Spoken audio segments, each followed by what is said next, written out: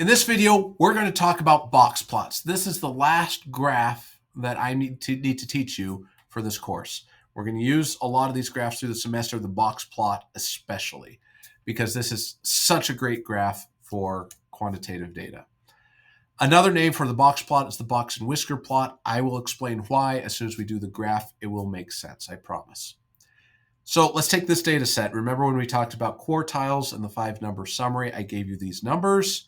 And we found the 5-number summary to be 0, 2.5, 5.5, 7, and 9. All right, let's go ahead and graph it so I can show you what the box plot is. All right, every single graph needs two things before you even start graphing. The first thing you do is you create a scale. In this case, all we need is a number line that will encompass our data. So our data, I have it up here, goes from 0 through 9. So we need a number line that extends at least down to 0 and at least to 9. So here in Desmos is the tool I'm using to show this to you. You could do this same by hand or in Excel or whatever.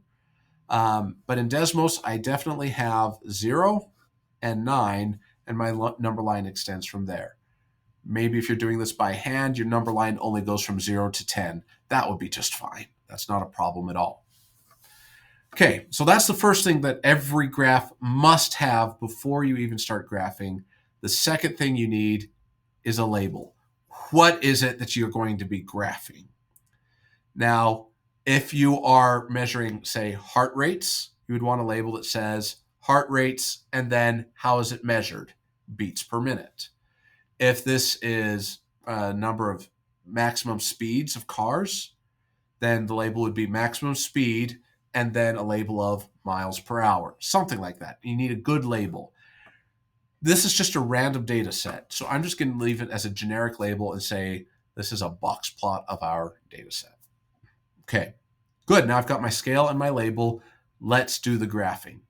To graph it, I'm going to add five lines, one for each of my numbers. I'm going to draw a line for my minimum, first quartile, my median, third quartile, and my maximum.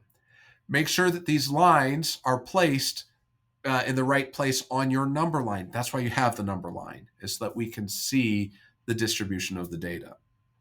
Okay, so we've got our 5 lines. Now we're going to take quartile 1 and quartile 3 and connect them to make a box. Hence why it's called a box plot. Okay. And then you still see the maximum and minimum. We can connect these with just single lines to the box. These are known as the whiskers. Hence why this is often called a box and whisker plot. Box plot is a lot shorter. That's generally what we call it, but you may hear the term box and whisker plot. Perfect. That's how you do it. We're done making the graph. But how do you read a box plot? Well, remember that your quartiles are separating your data set into evenly sized quarters, meaning 25% of your data points are in this region, 25% are in this region, 25% in this region, and 25% in this region. So if you have, say, 100 data points, 25 of those data points would be in this range. The next 25 data points would be in this range, the next 25 data points here, and the last 25 data points in your data set would be in the top whisker. Okay, good. But what does it mean? Essentially, the size of each segment is going to indicate whether that quarter of the data is really compacted in a small range of numbers or whether those numbers are really spread out. For example, if we look here in the box, I have 2 segments of the box that are different sizes.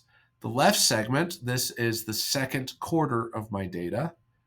It's wider. That means the 25% of values in that quarter are more spread out.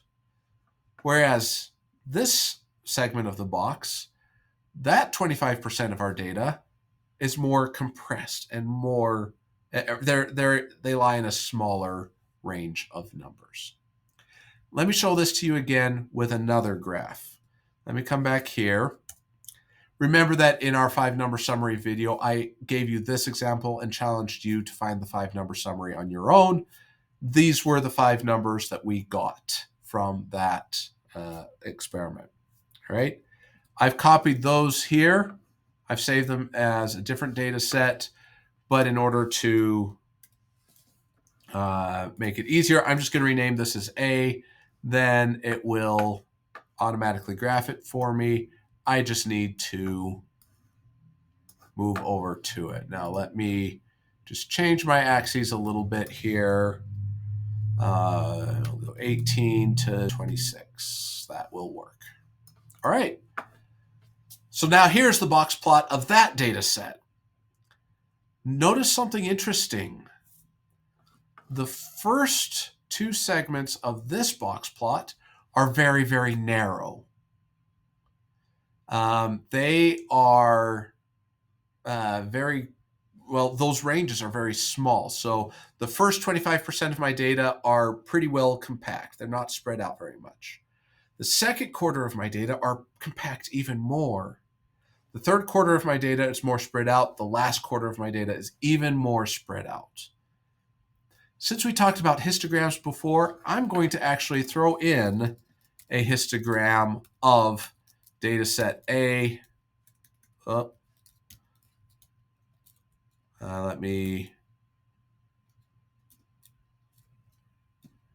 will work. That will work.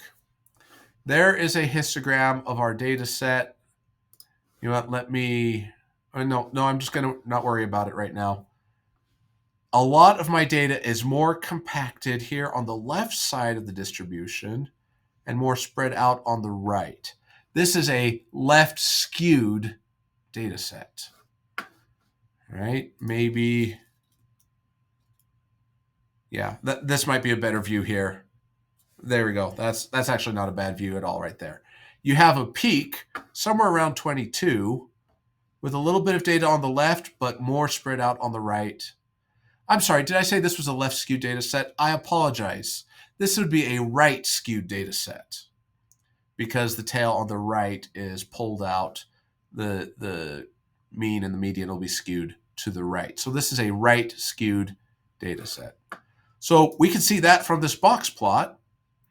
Since it's compact on the left and more spread out on the right, this is a right skewed data set. So this is a really cool way to kind of relate the histogram with a box plot. Anyway, there you go. There are some instructions on how to create a box plot along with some interpretations of how to read a box plot.